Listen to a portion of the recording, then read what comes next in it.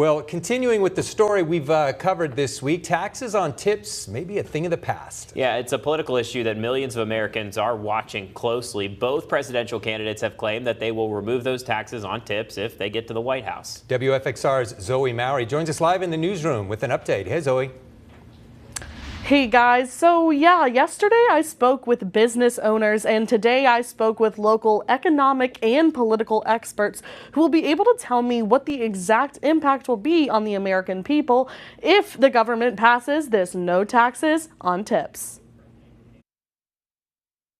We asked our political experts why both presidential candidates announced their plans to cut taxes on tips in Nevada. They say it all boils down to getting the votes. Huge parts of the workforce work for tips. They work in casinos, in bars, as waiters and waitresses, and so on. And so that really is an appeal to people who work in a state like Nevada that has a lot of workers who earn much of their income from tips. Now, only about 3% of the general population depends on tips for their livings. So why are both candidates gunning for the votes from them? The culinary union, they've come out and admitted this. They know that their members are highly influential and they are, but also highly flexible in the way that they could vote. So if you have a candidate, no matter if they have a D or an R behind of their name, who is saying, hey, I'm going to allow you to keep more of your money, well, you're probably a little bit more incentivized to vote for that candidate. Cutting taxes sounds like a good thing for everyone. However, professor of economics at Virginia Tech, Jadrian Wooden,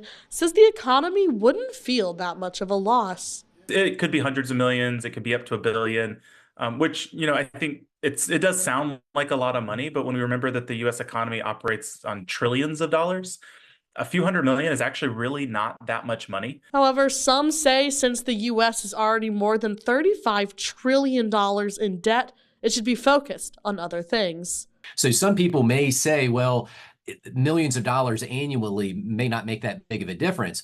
Others may say, well, we're not in the business and we can't afford to lose anything else. So Professor Wooden told me that he has a gut feeling that if the government were to pass this no taxes on tips, that even more people would begin to ask for those tips, or some people wouldn't tip as much because they know that those tips won't be taxed. Now, this is a developing story and we will continue to cover it, especially as we gear up for this election season. And for now, live in the newsroom, Zoe Mowry, WFXR News.